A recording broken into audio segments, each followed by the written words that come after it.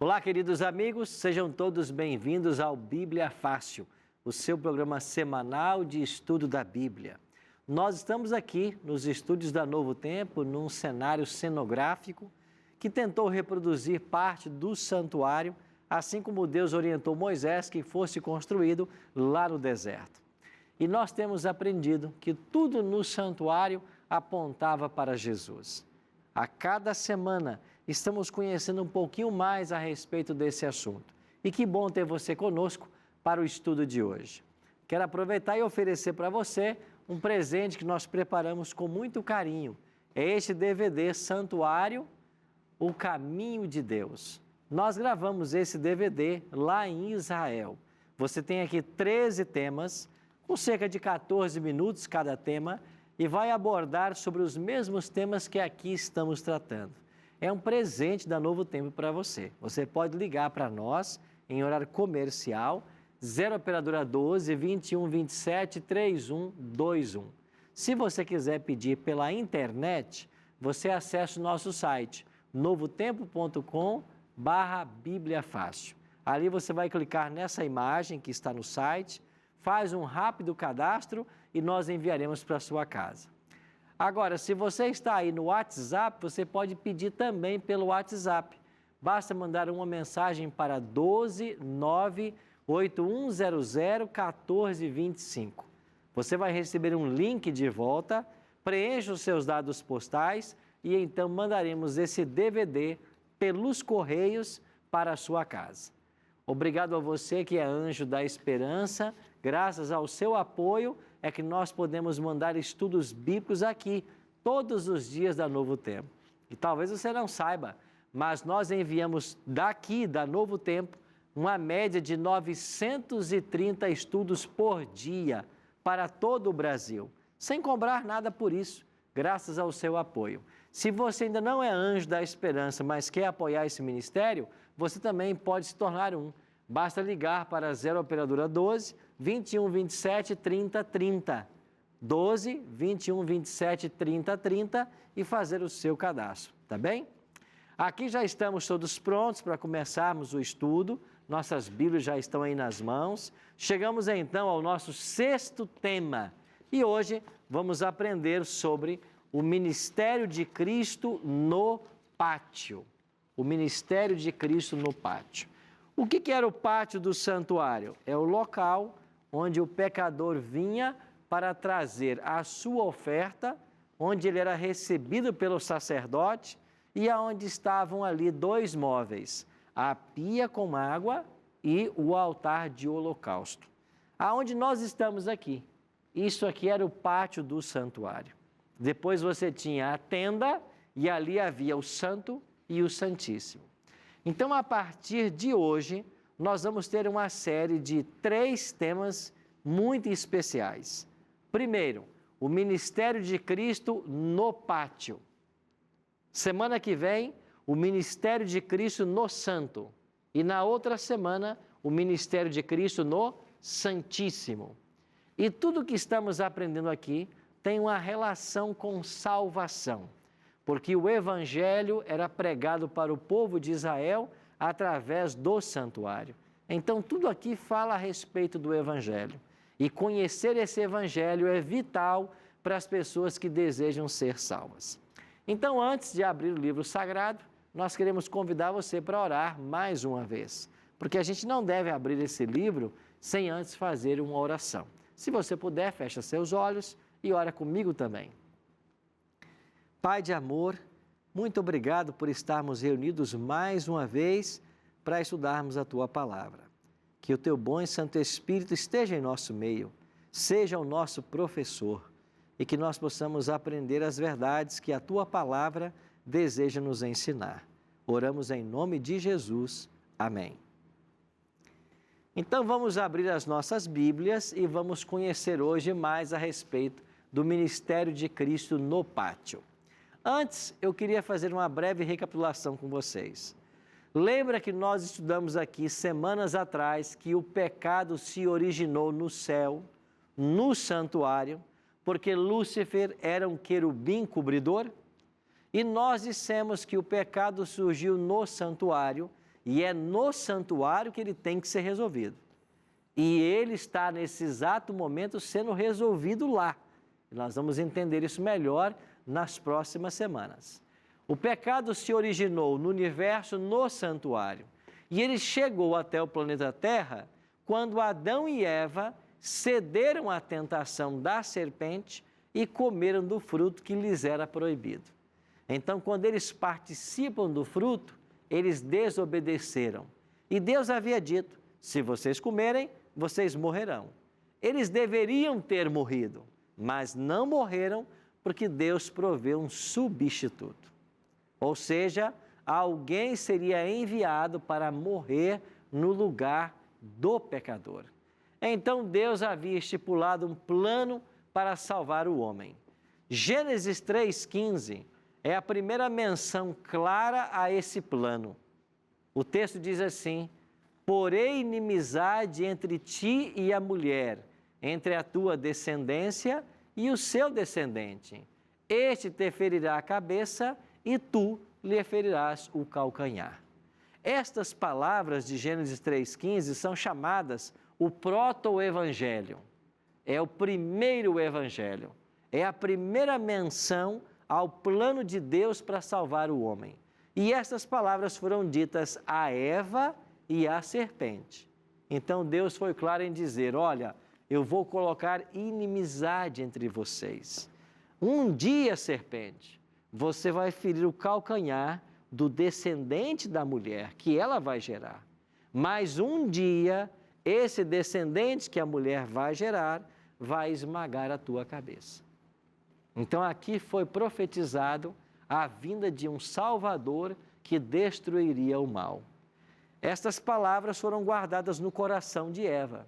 E se você olhar para Gênesis capítulo 4, quando Eva dá à luz ao seu primeiro filho, o filho mais velho do casal, como se chamava?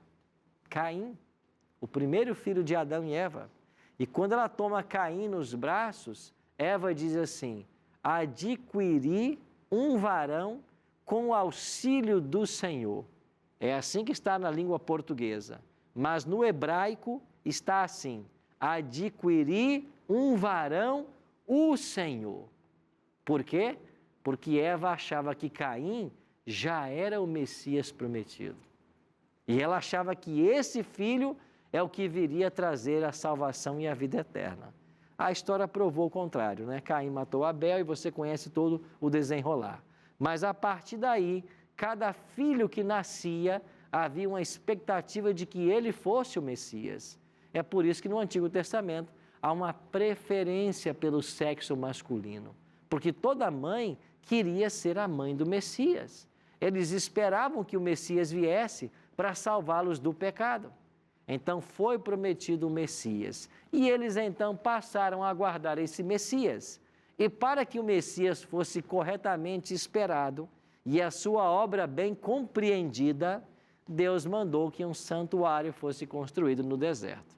E nós já vimos aqui que todas as cerimônias e rituais do santuário apontavam para a morte de Cristo e seu ministério no santuário celestial. Então, feita esta breve recapitulação, nós vamos avançar a partir daqui. Antes, porém, temos aqui uma contribuição.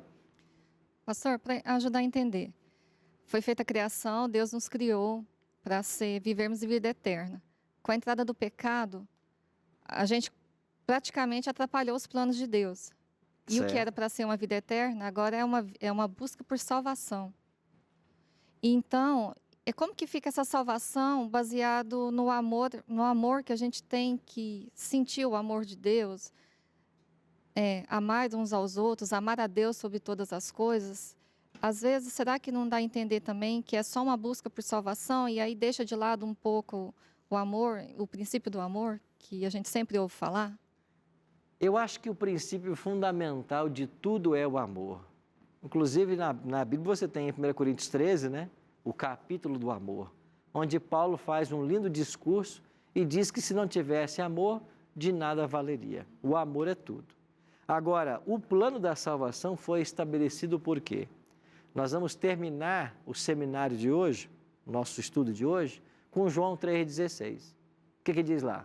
Porque Deus amou o mundo de tal maneira que fez o quê? Deu seu Filho. Então, o plano da salvação tem como motivo o amor. Então, Deus tanto amou Adão e Eva que não quis que eles morressem, a despeito da desobediência, aonde que ele então envia Jesus. Então, o plano da salvação se baseia completamente no amor. Agora, aqui nós temos vários casais. Um dia você se apaixonou por uma mulher, por um homem e casou. Você, para se apaixonar, o que aconteceu? Você viu, você gostou, você começou a conversar, gostou do timbre de voz, gostou do jeito, da forma como você foi tratado. Você se apaixonou porque você se relacionou, você gastou tempo. Agora, se a gente espera amar Cristo, mas não gasta tempo, não estuda sobre, não se relaciona, não dá. É por isso que Jesus veio e diz assim: eu sou a videira, vocês são os ramos. Se não estiver ligado a mim, nada vai acontecer. Então, estar ligado a Cristo é, em essência, salvação. Agora, a gente quer estar ligado a Ele porque nós o amamos. E por que a gente obedece? Porque ama. A gente sabe que tem aí uma salvação a alcançar, mas não é as glórias da eternidade que mais nos influenciam para amá-lo e servi-lo. É saber o que Ele fez por nós. Trazendo isso para uma dimensão humana, é muito simples. Quem é a pessoa que você mais ama na vida? Sabe por que você mais ama essa pessoa? Porque é a pessoa que mais se esforça por sua causa.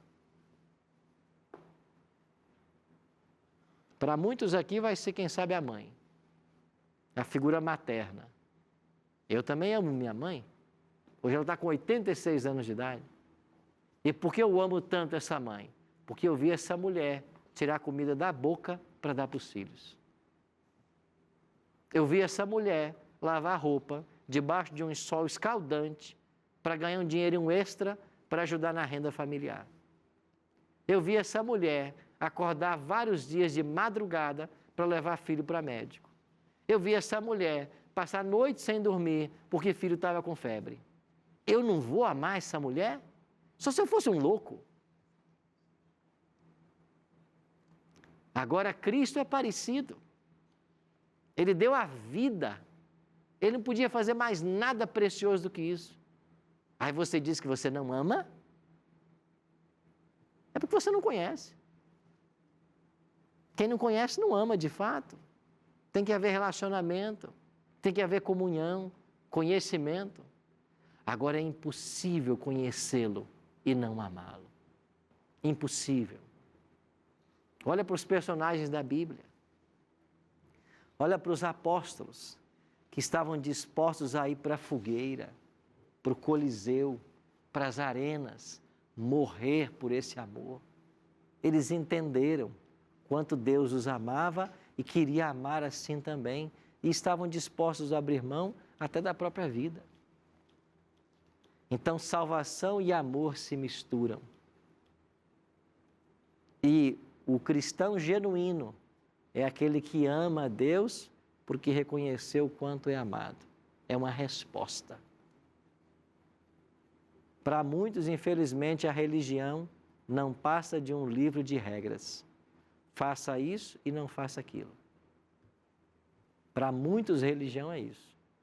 Aí tem um horário para ir à igreja, tem um horário para fazer isso, o horário para fazer aquilo, o horário para fazer isso, isso pode, isso não pode. E Cristo? Para muitos é um desconhecido. Então o santuário ensinava isso. Esse animalzinho que você está trazendo aqui, que você vai matar, pensa lá no animal de estimação que você tem lá, num gatinho, num cachorro. Pensa lá no animal de estimação que você ama. Pegar uma faca e cortar o pescoço dele. É isso que acontecia com eles. E aí quando a pessoa estava ali sofrendo, porque esse animal é inocente, está vendo que o inocente morre? Porque você pecou. Era para guardar na mente dele que o pecado tem consequências. Alguém vai morrer no seu lugar por causa disso. Aí veio Cristo, cumprir tudo isso. Então, o primeiro passo que nós vamos descobrir hoje é o ministério que Cristo realizou no pátio. Agora, antes de chegar ao pátio, tem aqui um texto que eu queria partilhar com vocês. Abra a sua Bíblia no Salmo 77. Salmo 77 é um salmo muito especial, escrito por Asaf. Está na página 411. Página 411 da Bíblia que estamos usando aqui no estúdio. Você que nos acompanha em casa, talvez não confira a paginação, mas eu vou ler Salmo 77 e o versículo 11. Não é o 11, né? É o 77, 13. Olha o que diz aqui em nossas Bíblias que estamos usando aqui, que é Almeida Revista e Atualizada. O teu caminho, ó Senhor, é de quê? Santidade. Que Deus é tão grande como o nosso Deus? Só que no original hebraico, a palavra que foi traduzida aqui como santidade é a palavra bacodes. E Almeida, corrigida e fiel, traduziu assim: o teu caminho, ó Deus, está no santuário. Que Deus é tão grande como o nosso Deus? Nós temos várias versões da Bíblia. E aí, qual é a melhor versão? Nesse verso, a melhor versão é da Almeida corrigida e fiel. Por quê? Porque a palavra hebraica bacodes aparece 28 vezes no Antigo Testamento. E das 28 vezes que ela aparece, 26 vezes é traduzida como santuário. Aqui não foi, mas a melhor tradução dela seria santuário, como acontece na versão Almeida corrigida e fiel. Então, o que Asaf escreveu? O teu caminho, ó Deus, está no santuário. Quer dizer que Cristo, quando viesse, ele cumpriria todos os simbolismos do santuário. Usando uma alegoria, nós podemos dizer que Cristo viria para caminhar pelo santuário. Ele viria para caminhar, já que o caminho dele está no santuário. Então ele viria caminhar pelo santuário. E como aconteceu essa caminhada? Vamos ao primeiro passo dessa caminhada, a encarnação. Gálatas 4:4 diz assim: vindo, porém, à plenitude do tempo, Deus enviou seu Filho, nascido de mulher, nascido sob a lei. Por que nascido de mulher? Está lembrado de Gênesis 3,15? O descendente da mulher? Então aqui está o cumprimento de Gênesis 3,15. E a mulher escolhida foi a Virgem Maria. Ela daria luz ao Messias. E ela deu a luz ao Messias. Então ele veio quando? Na plenitude dos tempos. Agora olha o que diz João 1,14. O Verbo se fez carne e habitou entre nós, cheio de graça e de verdade. E vimos a sua glória, glória como do unigênito do Pai. O que é unigênito? Filho único. Jesus é o Filho único do Pai. Então agora preste atenção, o Verbo se fez carne, Jesus se encarnou, o Verbo é Deus, e habitou entre nós. A palavra habitou pode ser traduzida como tabernaculou. Essa seria a melhor tradução. O Verbo se fez carne e armou a sua tenda entre nós. Tabernaculou. Então, quando Jesus se encarna, usando uma alegoria, nós podemos dizer que ele veio para o acampamento. E as tribos de Israel estavam acampadas em volta do santuário, porque Deus orientou tudo. E quando o santuário era montado no deserto, esta porta aqui de entrada, por onde entravam as pessoas no santuário, deveria estar voltada para o leste, para o nascente do sol. Então, quando o sacerdote entrava no santuário para oficiar, ele sempre estava de costas para o sol. Por quê? Porque o sol era adorado por muitas nações. Muitos idolatravam ao sol, mas o sacerdote, quando entrava no santuário, já estava de costas para o sol. Então, a porta do santuário sempre estava para o leste. E aqui tinha 3 tribos, lá 3 tribos, lá 3 tribos e lá 3 tribos. 12 tribos. 3 ao norte, 3 ao sul, 3 ao leste e 3 ao oeste.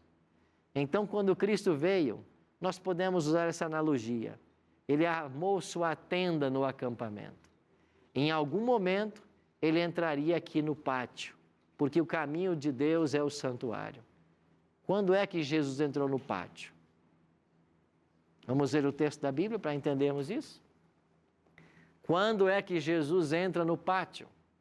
Mateus 3,16. Batizado Jesus, saiu logo da água, e eis que se lhe abriram os céus, e viu o Espírito de Deus descendo como pomba, vindo sobre ele. Você se lembra de qual móvel no santuário também representava o batismo? A pia. Lembra que nós falamos que a pia apontava para a purificação? Jesus, a água da vida, mas que a água é um elemento de purificação. E o batismo, valendo-se da água, também é um elemento de purificação.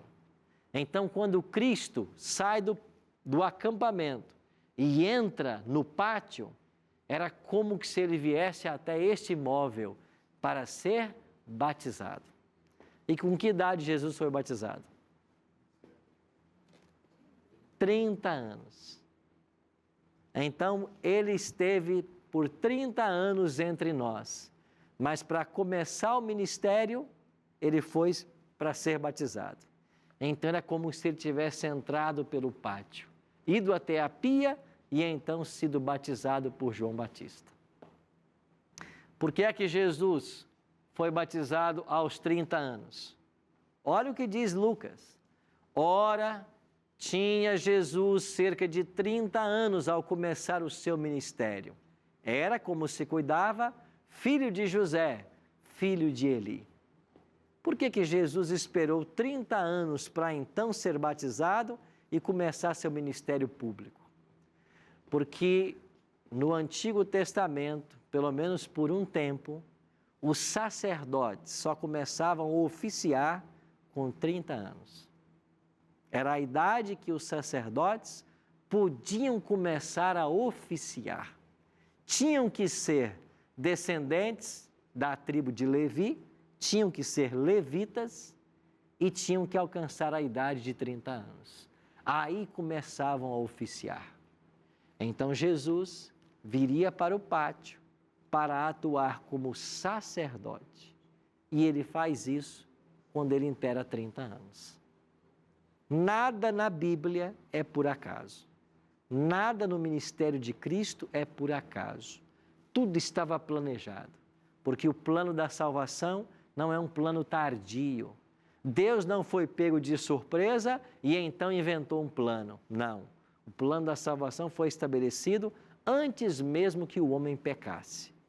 É por isso que Apocalipse diz: o Cordeiro de Deus que foi morto desde a fundação do mundo. Então, o plano da salvação não foi um plano tardio. Tudo estava bem organizado. Nosso Deus é um Deus de ordem. E quando Cristo fez 30 anos, ele então começa o seu ministério terrestre. E começa ao ser batizado por João Batista no Rio Jordão.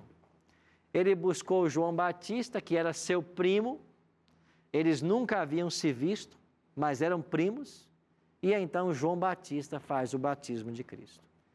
E ele começou então o seu ministério. Então, assim como o sacerdote vinha até a pia para se banhar, para começar o seu ministério, Jesus também se batizou para começar o seu ministério. Agora, no pátio tinha outro móvel, altar de holocausto. Em algum momento, Jesus sairia deste móvel e iria para este móvel. Agora, o que representa o altar de holocausto? Olha o que diz Lucas 23, 33. Quando chegaram ao lugar chamado Calvário, ali o crucificaram, bem como aos malfeitores, um à direita e outro à esquerda.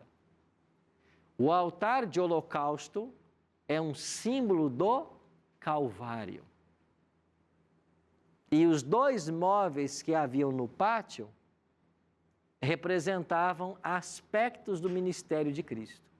Então ele veio para ser batizado e esta caminhada do acampamento até aqui durou 30 anos e agora da pia ele iria para o altar.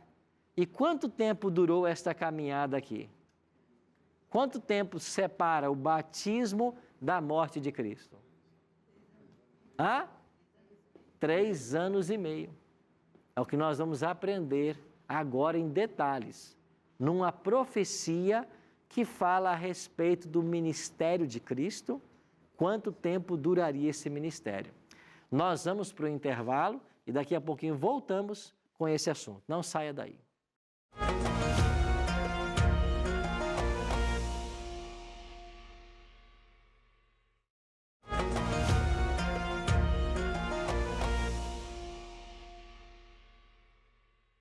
Estamos de volta com Bíblia Fácil. Eu tenho um presente para você, é esse DVD, Santuário, o Caminho de Deus. Eu li há pouco o Salmo 77:13, né, onde diz que o teu caminho, ó Senhor, está no santuário.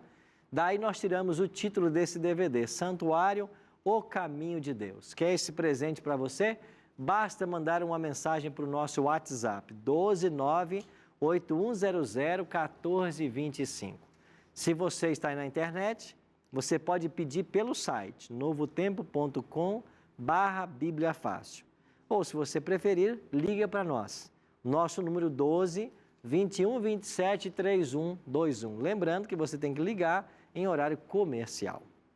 Quando terminamos o primeiro bloco, nós estávamos falando a respeito da caminhada que Jesus faria através do santuário. Ele veio, se encarnou. João escreveu que o Verbo se fez carne e tabernaculou entre nós. 30 anos depois do seu nascimento, Jesus dirigiu-se ao Jordão para ser batizado. E ele faz isso porque o sacerdote, a princípio lá em Israel, só podia oficiar com 30 anos de idade. E ele então agora vai fazer uma caminhada pelo santuário. A próxima pergunta que nós queremos responder é esta aqui. Quanto tempo da pia ao altar de holocausto? 3 anos e meio. Vocês já responderam. Mas eu queria olhar com vocês agora para uma profecia da Bíblia que mostra por que seriam 3 anos e meio. Antes, minha amiga... Se Jesus era filho de Deus, havia necessidade dele ser batizado ou isso é para servir de um exemplo para nós hoje? Esse é o ponto, servir de exemplo. Porque o batismo na Bíblia significa remissão de pecados. Ele não tinha pecado, mas você já percebeu que Deus faz certas coisas apenas para questões pedagógicas, apenas para ensinar-nos? O batismo é um deles. Jesus não tinha pecado, não precisava ser batizado, mas ele batizou-se, ele submeteu-se a esse rito, primeiro para dar a sua aprovação, porque quem começou a batizar foi João Batista. No Antigo Testamento não existia batismo. Daí veio a expressão João o Batista, João aquele que batiza. Então Jesus veio para ratificar essa doutrina, ela é bíblica, ou seja, o céu aprova. E ele depois vai dizer em João 16,15, Quem crer e for batizado será salvo. Agora, Jesus condiciona a nossa salvação ao batismo. Agora, ele batizou-se também para dar um exemplo. Ele não fez isso também lá em Gênesis 2, 1 a 3? Lá é dito que Deus criou o mundo em 6 dias e descansou no 7º. Espera aí, Deus descansar? Deus se cansa? Deus não se cansa. Isaías 40 diz que o Senhor não se cansa nem se fadiga. Mas por que então ele descansou no sábado? Para dar exemplo. Então você tem na Bíblia algumas coisas que Deus faz para deixar exemplo. Ele não estava cansado, mas descansou no sábado, para você descansar. Ele não precisava ser batizado porque não tinha pecado, mas ele foi batizado para que você também se batizasse. E ele mesmo fez do batismo uma condição, a salvação. Então é isso aí mesmo. Precisamos ser batizados se queremos ser salvos. Ok? Vamos estudar um pouquinho essa profecia das 70 semanas? Então quero que você abra a sua Bíblia agora comigo em Daniel capítulo 9. Vamos para Daniel capítulo 9. Está aí na página 595. Na realidade é 596, o verso que eu quero. Veja aí, a profecia das 70 semanas, a partir do versículo 20. Achou aí? Página 596. Você que nos acompanha em casa, abra sua Bíblia comigo, Daniel capítulo 9. E nós vamos ler alguns versos nesse capítulo que vão mostrar para nós que o ministério de Cristo duraria 3 anos e meio. Então vamos à profecia das 70 semanas. O primeiro verso que eu quero ler com vocês é o verso 24. Acompanha comigo. 70 semanas estão determinadas sobre o teu povo. Quem é que fala? É o anjo Gabriel. Para quem? Para Daniel. Então o anjo disse assim: Daniel, 70 semanas estão determinadas sobre o teu povo. Que povo? Judeu. O povo judeu.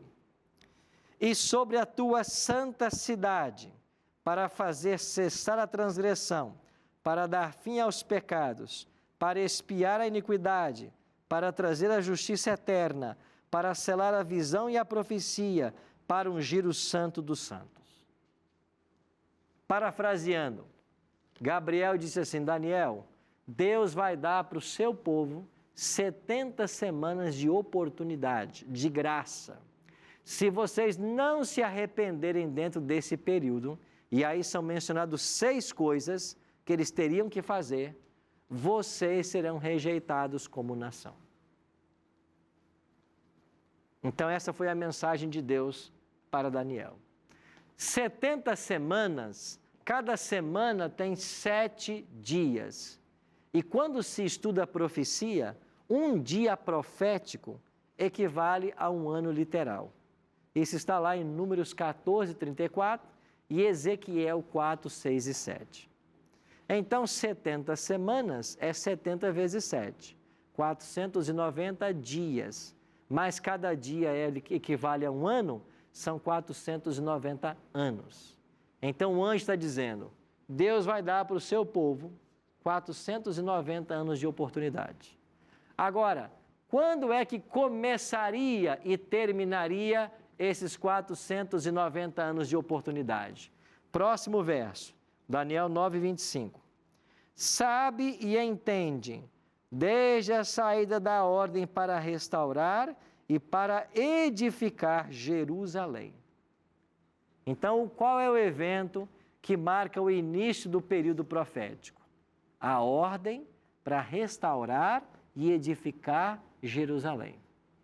No livro de Esdras, você encontra 3 decretos referentes à restauração de Jerusalém.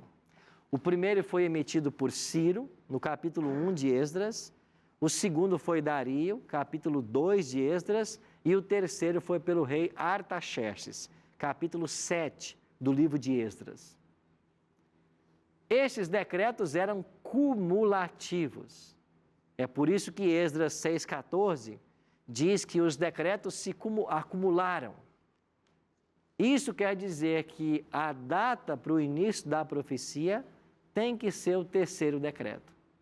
E o terceiro decreto, que foi do rei Artaxerxes, para restaurar Jerusalém, que estava em ruínas, porque o rei da Babilônia, Nabucodonosor, havia destruído a cidade, foi promulgado em 457 a.C. Agora, se você viaja 490 anos até a partir de 457, você vai chegar exatamente ao ano 34 de nossa história. Então, o período de graça para o povo judeu terminou no ano 34. Mas o que aconteceu no ano 34 que assinalou o fim da graça para o povo judeu? O apedrejamento de um dos diáconos da igreja primitiva. Seu nome, Estevão. Onde está isso na Bíblia? Atos capítulo 7, a partir do verso 54. Então, ali em Atos capítulo 7, 54 em diante, você tem Estevão perante o Sinédrio e ele vai fazer um sermão dizendo que eles mataram o autor da vida. Eles mataram Cristo, que já havia morrido 3 anos e meio antes. E o que eles fazem? Ao invés de aceitarem a repreensão do homem Estevão, cheio do Espírito Santo, eles mataram Estevão. Então, Estevão foi apedrejado no ano 34, no final das 70 semanas. Terminou ali o tempo de graça para a nação judaica. Qualquer judeu pode ser salvo? Sim. Individualmente, qualquer judeu pode ser salvo. Mas a nação judaica deixou de ser a nação escolhida por causa de sua rejeição ao Messias. Agora, a profecia continua. E a profecia diz assim, olha para o verso 27. Falando do Messias, a profecia diz assim, ele fará firme aliança com muitos por 1 semana, mas na metade da semana fará cessar o sacrifício contínuo e a oferta de manjares. Então, quando Cristo viesse, ele faria aliança com muitos por 1 semana. Em que ano Jesus foi batizado? No ano 27 de nossa era. E ele fez aliança com muitos por 1 semana. Se você partir do ano 27, mais 7 anos, você vai até o ano 34, o ano que Estevão foi apedrejado. Então, durante 490 anos, Deus esperou um arrependimento do povo judeu. Na última semana, ele enviou o próprio Cristo. Só que Cristo veio e por 3 anos e meio pregou para os judeus. Está lembrado que ele disse assim, eu fui enviado senão as ovelhas perdidas da casa de Israel. Cristo veio com um ministério específico para a nação judaica. Só que o que eles fizeram? Rejeitaram a Cristo e o crucificaram. Então, ele faria firme aliança com muitos por 1 semana, de 27 a 34, mas a profecia diz que na metade da semana ele faria cessar o sacrifício contínuo. O que é sacrifício contínuo? Os animais que morriam no santuário de manhã e de tarde. Agora, como é que Cristo deu fim ao sistema de sacrifícios do santuário? Ele morrendo na cruz. Ele deu fim ao sistema sacrificial quando ele morre na cruz. É por isso que Jesus vai ser crucificado exatamente no ano 31, ou seja, na metade da 70ª semana. Então, Daniel, escrito 600 anos antes de Cristo, já marcava o ano da morte de Jesus. Seria a metade da 70ª semana, ou seja, ano 31. E no ano 31, Jesus é crucificado. Agora, Jesus, quando morre, ele envia os apóstolos para continuar a obra. Está lembrados? Então, por 3 anos e meio, Jesus pregou e por 3 anos e meio os apóstolos pregaram. Quando Cristo é rejeitado, Faltavam ainda 3 anos e meio para a nação judaica. Os apóstolos pregaram, mas mesmo assim eles não se arrependeram. E quando eles matam Estevão apedrejado no ano 34, eles estão selando o seu destino como nação. Ou seja, Cristo foi batizado e caminhou até o Calvário. E esta caminhada durou 3 anos e meio. Ele foi crucificado. E quando Cristo é crucificado, ele está cumprindo o papel tipológico de todos os animais que morriam no santuário. Porque todos os animais que morriam no santuário apontavam para Jesus. Isso quer dizer que Jesus, ao entrar no pátio, ele veio cumprir o seu ministério terrestre, morrer, que culminaria na sua morte como Cordeiro de Deus. Você se lembra das palavras ditas por Jesus a Nicodemos, naquela entrevista noturna? Eu, Nicodemos, quando for levantado da terra, a todos atrairei a mim. E a morte de Cristo na cruz é o ápice do seu ministério. Ele veio para isso. Ele veio para morrer. E quando ele morre no Calvário, simbolizado no santuário pelo altar de holocausto, ele estava cumprindo claramente o papel tipológico da profecia.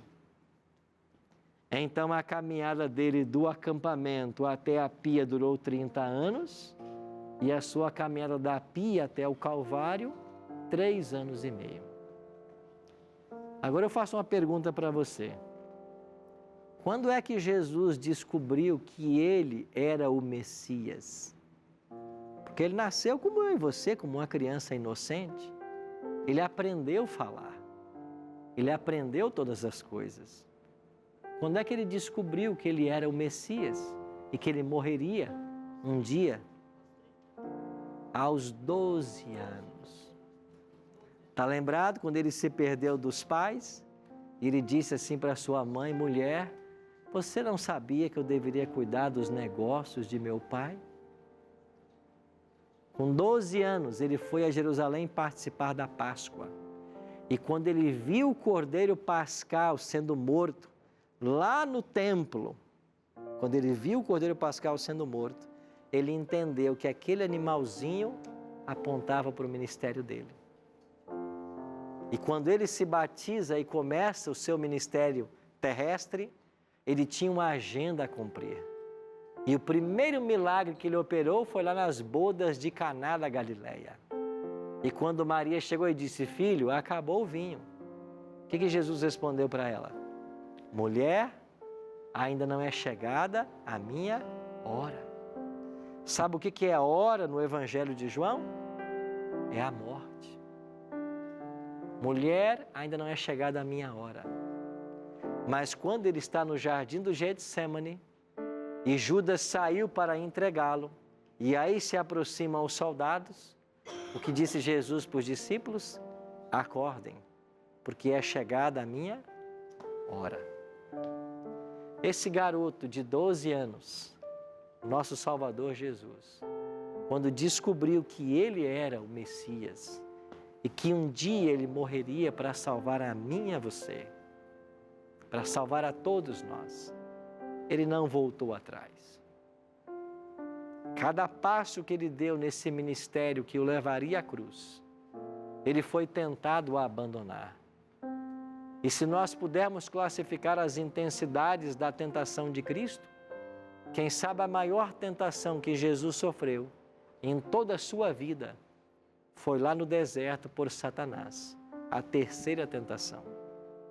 E qual foi a terceira tentação? Foi quando o diabo disse assim para ele: se você tão somente se prostrar e me adorar, eu vou devolver para você a humanidade. Não precisa de cruz. Se prostra e me adora. Você percebe como o diabo sempre quis ser adorado?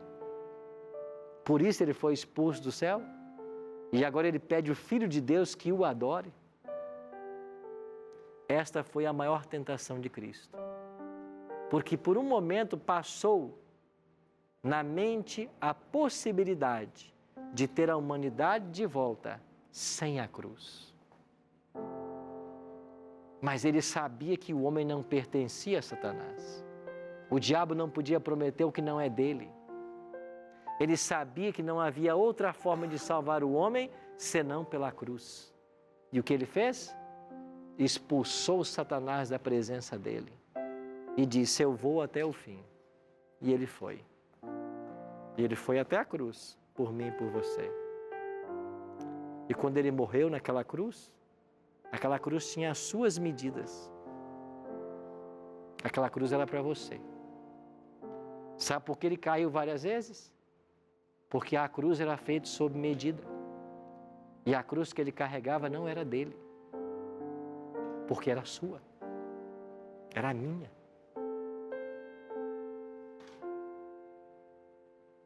E quando você diz não para Cristo, você está dizendo assim, olha, essa história é bonita, mas não me importa o que você fez. Eu não quero saber de você. Eu vou tocar minha vida sem você. Quando você diz não para Jesus, você está dizendo assim, olha, eu sou mais sábio do que você. Eu posso caminhar sozinho. É verdade que você morreu, mas isso não me interessa. É isso que a gente diz, quando a gente diz não para Jesus. O trio Discípulos vai cantar uma música agora. E eu queria perguntar a você, quem é o homem da cruz para você? Ele habita no seu coração? Você o conhece? Você o ama? Quem é o homem da cruz para você? Porque se essa história não impressionar o teu coração e não levar você a uma mudança de vida, nada mais o fará. Porque não existe argumento mais poderoso para Deus usar para convencer a humanidade do que o seu Filho pregado numa cruz. Enquanto você ouve essa canção, eu queria que você pensasse nisso. E que você jamais se esqueça o verso áureo da Bíblia que é João 3,16. Porque Deus amou o mundo de tal maneira que deu seu Filho para morrer no seu lugar. E Ele veio ao santuário, que é o seu caminho, para que um dia, assim como o animal era morto, Ele fosse levado ao Gólgota e lá pagasse o preço do seu pecado. O que você vai fazer diante de tão maravilhosa manifestação de amor? Pensa nisso enquanto você ouve essa canção. Prosseguindo avante vou, eu estou na estrada.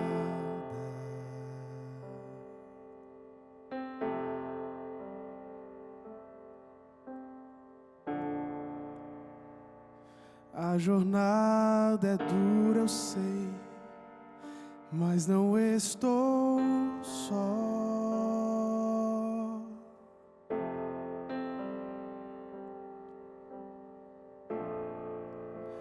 Eu sei do mundo quase tudo, me ensinaram muito bem,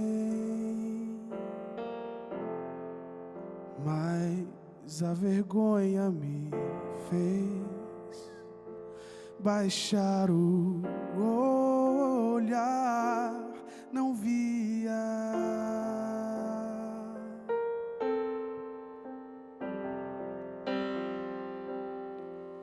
Deus maravilhoso em conselho e grande obra, Deus honrosa tua presença entre nós, meu Pai. Não deixe que a maldade me constranja e que eu erga os meus olhos para te contemplar para sempre e sempre, para sempre e sempre, para sempre e sempre.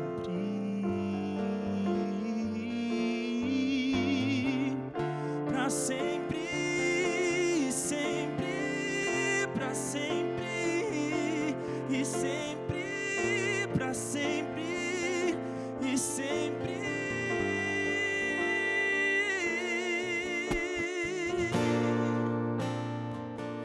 Humilhante a posição em que me encontro agora.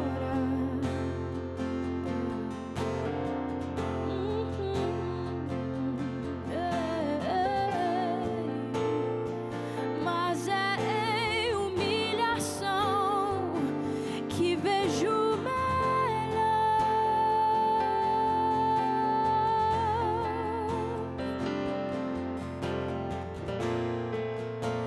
A minha incapacidade me rebaixa, me reduz. Glorioso é ver que assim meu Senhor triunfar.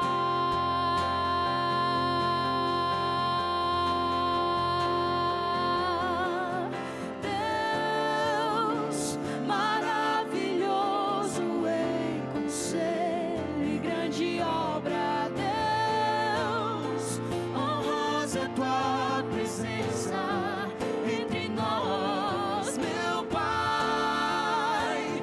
Não deixe que a maldade me constranja e que eu erga os meus olhos para te contemplar para sempre e sempre, para sempre e sempre, para sempre e sempre. Para sempre e sempre, para sempre e sempre, para sempre e sempre. Para sempre e sempre, para sempre e sempre, para sempre e sempre. Para sempre e sempre, para sempre e sempre, para sempre e sempre.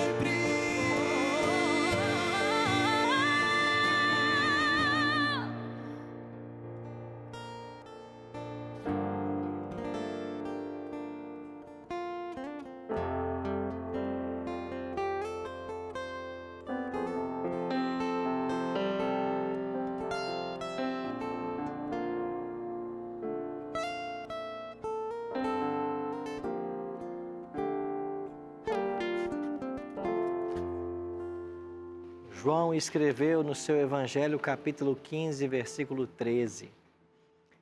Ninguém tem maior amor do que este, dar a sua vida pelos amigos. Foi isso que ele fez. Só que ele deu sua vida por nós quando nós ainda éramos pecadores, para que nós fôssemos feitos amigos. Por isso ele disse para os discípulos naquele dia: já não vos chamamos mais servos, mas amigos. Ele também nos quer chamar assim, amigos. Para isso tem que haver relacionamento, baseado no amor, na confiança, na lealdade. Deus tem um plano especial na sua vida, certamente. E ao olharmos para o ministério de Cristo, para como que passo a passo ele cumpriu tudo que a seu respeito estava escrito, até que ele fosse pregado numa cruz. Tudo isso ele fez pensando em você. Que resposta você vai dar hoje a esse amor? Só existe uma resposta segura e sábia. É abrirmos o nosso coração e deixarmos que o Espírito Santo faça em nossa vida as mudanças que nós tanto precisamos e nos coloque cada vez mais próximos dele. Vamos orar por isso hoje? Pai, obrigado porque mesmo diante da morte, o Senhor não recuou um passo sequer. E quando o Senhor morreu no Calvário, era o preço do nosso pecado que estava sendo pago. Nós te louvamos por isso. Nós queremos entender melhor esse amor. Por isso, venha habitar em nosso coração. Venha ser o nosso amigo, o nosso Senhor e o nosso Salvador. E faça em nossa vida as mudanças que nós tanto precisamos. É a nossa oração em nome e por amor de Jesus. Amém. Semana que vem, a gente se encontra para entender como que a caminhada de Jesus continua pelo santuário. Ele veio do acampamento para o pátio, mas em algum momento ele entraria no primeiro compartimento, o santo. É isso que veremos na próxima semana. E eu espero você aqui no Bíblia Fácil.